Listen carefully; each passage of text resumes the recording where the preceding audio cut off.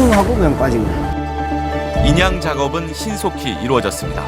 하지만 안타깝게도 50대 남자와 부인, 중학생 외아들은 숨을 거둔 채였습니다. 일부러 저수지 쪽으로 핸들을 꺾은 정황 등을 근거로 경찰은 자살 사건으로 처리했습니다. 그런데 자살 동기, 왜가 문제였습니다.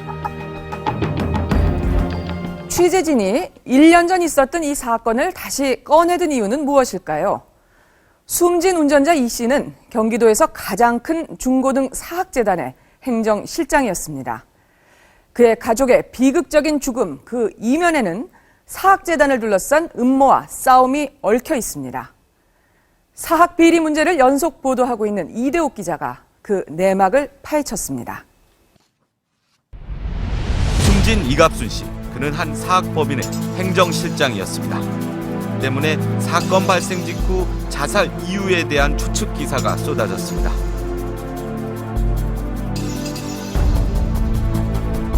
경기도 평택의 한 사학재단. 남고, 남중, 여고, 여중까지 학생 수 4,500명이 넘습니다. 경기도에서 가장 큰 규모입니다. 지난해 교육청 감사 결과 파행적인 이사회 운영이 적발돼 이사 전원의 자격이 박탈됐습니다. 이 학교의 행정실장이었던 이갑순 씨는 감사가 끝나고 8일 뒤 가족과 동반 자살을 한 겁니다. 사고 당시 학교 법인 측은 교육청의 강압적인 감사가 그를 죽음으로 몰았다고 주장했습니다. 감사를 담당한 경기도 교육청을 찾았습니다. 이 씨가 감사 결과에 책임질 자리에 있지 않았기 때문에 감사가 자살 이유라는 건 말이 안 된다고 반박했습니다. 이갑순 씨가 그 법인 운영의 실질적인 당사자가 아니기 때문에 그렇게 어떤 뭐 정신적인 어떤 스트레스 이런 부분은 좀 덜 받았을 거라고 판단이 돼요. 그래서 그 감사 결과에 따른 처벌은 누가 받으냐면 재단이 받거든요, 재단. 그럼 또 학교장이 받고. 실제로 지금 고 이갑순 실장님 같은 경우는 책임질 위치에 있지도 않았어요.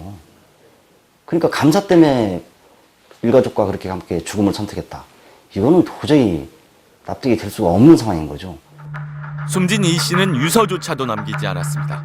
경찰은 가족과 교직원들을 조사했지만 뚜렷한 자살 이유를 찾지 못했습니다. 친척분들의 얘기는 전혀 모르.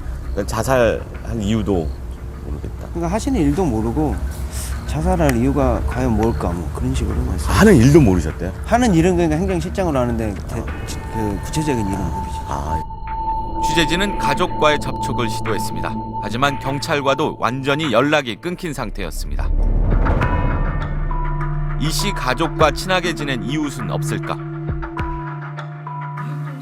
경찰도 오시고 하셨었는데 잘 관계가 없으셨어요. 시키더라고요. 네, 그렇더라고요. 연락이 안 됐더라고요. 그 아들이 중학교 2학년이었다고 하더라고요. 정신력이나 그런 건 없으셨나요? 그거는 모르겠어요. 이 씨가 숨지기 전 정신과 치료를 받았다는 소문을 전해 들었습니다. 그곳에서 자살 이유의 단서를 찾을 수 있지 않을까. 평택 시내의 신경정신과 병원을 모두 수소문했습니다. 몇 년 전이죠? 5층 그건 아닌 게 여기는 남자가 공개하셨기 때문에 없어요. 가족분들이 다 같이 돌아가셨어요. 작년에 작년 1년 전에. 중학교 아들인가? 그는 실제로 한 병원에서 치료를 받은 듯했습니다. 하지만 담당 의사에게서 상담 내용을 들을 수는 없었습니다.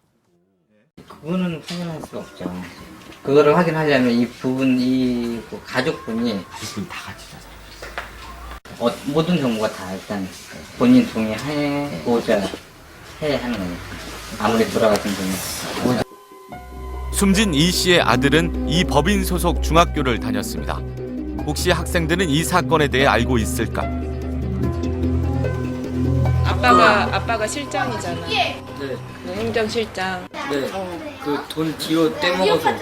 그래, 그런 얘기가 학생들 사이에 좀 들었었어. 아니 학교 선생님들이 말하는데 막 뒤로 돈 떼먹어서 자살한 거라고. 감사에서 이 실장의 개인 비리는 발견된 바 없습니다. 학교 행정실장과 가족의 동반 자살 사건. 자살 이유가 미궁에 빠져 있는 동안 잘못된 소문만 퍼지고 있는 듯했습니다. 그렇다면 장례식장을 통해서 가족을 찾을 수 있지 않을까? 직원을 설득한 끝에 한 유족의 연락처를 얻을 수 있었습니다. 유족들은 사고 전까지 이 씨의 개인적인 상황을 전혀 알지 못했다고 했습니다. 본인이 힘들고 이런 거를 전혀 주변에다 말씀을 안 하셨나 봐요. 원래 말을 안 해요. 그냥 혼자서 자기지. 그러니까 주변에 아시는 소극적이에요, 저. 죄송하지만 사모님 되시던 분은 그 사람도 더 착하죠. 말도 못할 착하고, 뭐 말도 별로 없고, 수줍어서 인사도 별로 잘하는 사람이에요. 그런데 사고 이후 학교 법인 측으로부터 들은 이야기를 전해줬습니다. 전임 법인 실장이 문제였다는 겁니다. 그가 수차례 법인 서류를 훔쳤고 이 때문에 이 씨의 입장이 난처해졌다는 겁니다. 그 사람이 그 소리를 빌려달라고 하면은 달라고 해서 갖다 주면은 그 속에서 아마 원본을 빼낸 것 같아요. 그러니까 이제 나중에 이 터진 게 뭐냐면은 이 재단에 불법이다. 그게 왜 불법이냐 하면은 이게 뭐 서류가 구비가 안 됐다 이런 얘기요.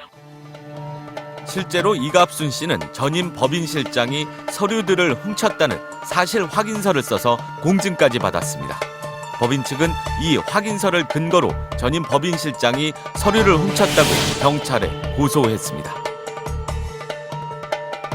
전임 법인 실장의 입장은 뭘까?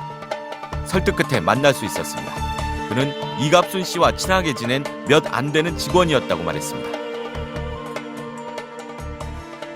그 이갑 시장님하고 저하고 한 5년 아주 친하게 지낸 사람 중에 한 명이에요. 성실하고 남한테 싫은 소리 못하고 말이 없으신 분이에요. 근데 좀 소심하죠. 서류를 훔쳤다는 의혹에 대해선 뭐라고 할까? 내가 절도해갔다는 그 문건들이 자기네들이 다시 확인을 해봤겠지. 어떤 좀 있고 이런 게 막 발견되니까 그리고 뭐 경찰서에서 그게 신빙성을 인정을 합니까? 그래서 이제 무혐의 처리했는데 그의 말은 사실일까? 취재진은 경찰 수사 자료를 확보했습니다. 실제로 문서 상당수는 도난당한 게 아니었습니다. 무엇이 진실일까? 교육청을 다시 찾았습니다. 도난당했다고 하는 서류들은 애초에 작성되지 않은 게 확실하다고 했습니다. 문서 등록대장 보니까 최근 한 5년 동안 모든 문서가 그 등록대장에 다 등재가 돼 있더라고요. 근데 만든 사실이 없으니까 등록도 안 돼 있는 거고 모든 문서는 다 등록대장에 등재가 돼 있는데 왜 훔쳐본 문서만 등록이 안 돼요? 말이 안 되는 거죠. 그렇다면 숨진 이갑순 씨는 왜 서류를 도난당했다는 공증서를 쓴 걸까? 취재진은 이 학교의 한 선생님을 만나봤습니다. 그는 감사가 끝나고 학교 측이 이갑순 씨를 심하게 압박했다고 털어놨습니다. 감사 받고 나서부터 이제 이래저래 압박이 왔겠죠. 당연히 현장실에서 왜 그렇게 답변했느냐, 뭐 철저히 중단이 못했느냐, 뭐 이런 거 있죠. 왜 철저히 중단이 못했느냐, 뭐 이런 거죠. 이 사회로 왜 없냐, 뭐 등등. 근데 이거는 맡은 지 뭐 4개월밖에 안 됐는데 그 전부터 걸 어떻게 알아요? 공증서도 자의로 작성한 것은 아닐 거라고 했습니다. 이사회 회의록을 가져왔다는 그 공증, 네가 바빠, 라고 네가 하나 써라. 근데 거기에 대한 압박이 많았다고 들었어요. 만약 이게 사실이라면 이갑순 씨는 친했던 동료를 모함한 것이 됩니다. 이 씨가 가족과 동반 자살한 건 공증서를 쓰고 3일 뒤였습니다. 더욱 놀라운 사실은 이갑순 씨가 숨진 뒤 법인 측은 이 씨까지 서류 도난 사건의 공모자로 몰았습니다. 이를 경찰에 진술한 사람은 홍모 교사. 홍 씨는 도대체 누굴까? 취재진과 만난 사람들은 그가 이 학교의 모든 일을 좌지우지한다고 했습니다. 학교 같은 결정원이 있으면 교감 배정해야 되는데 총교사한테 물어볼 정도로 온 자체가 이제 실세죠. 그게 제왕이죠, 제왕. 그분이 이제 소위 말하는 이제 학원장이라고 불렸죠. 그는 2005년까지 재단의 여고 교장이었습니다. 그러나 경력을 속인 것이 적발돼 교장 자격이 박탈됐습니다.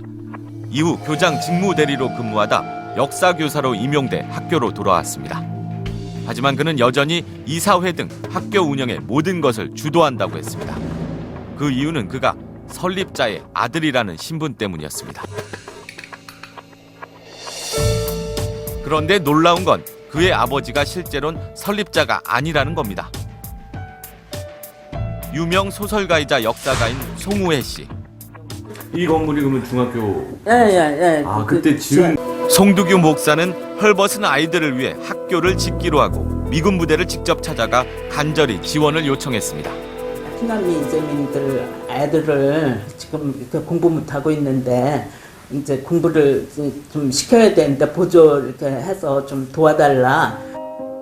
송 목사는 자신의 전 재산을 쏟아붓고 미군의 도움까지 받아 학교를 세웠습니다. 어느 정도 학교가 자리를 잡자 그는 목회 활동으로 돌아가기로 했습니다. 학교를 넘기는 조건은 공사 인부들의 임금을 갚는 것뿐, 한 푼의 보상도 받지 않았습니다. 저희 아버지가 넘겨주겠라고 한다는 소문 듣고는 사람들이 막 온 거예요. 이거는 이제 교회 학교로서 그걸 하려고 10원 한 장 안 받고 지금 넘겨줄 그걸 하고 있으니까. 학교는 홍 씨의 큰아버지에서 홍 씨의 아버지로 넘어갔습니다. 그리고 어느 순간 학교에서 송두규 목사의 흔적이 지워지고 설립자 바꿔치기가 이루어졌습니다. 정말 화가 났죠. 그리고 저희 아버지가 그렇게 막 자기 전부를 쏟아서 이제 하신 건데, 그리고 우리가 뭐 가서 설립자니 뭐를 해달라고 한 적도 없고 아무것도 없는데 그 역사 자체를 왜곡을 하고 그 명예를 훼손하는 거잖아요. 자칭 설립자의 아들인 홍 씨가 여고 교장이 된 건 90년대 중반. 그리고 이후부터 학교에선 수많은 문제들이 불거졌습니다.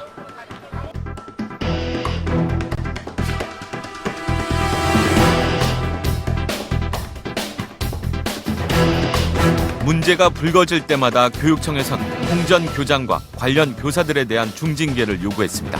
하지만 대부분 묵살됐습니다. 홍모 씨가 이사회에 주로 관여하고 있기 때문에 그 징계권자는 이사회입니다. 그러니까 결국은 징계를 안 하고 있는 거죠.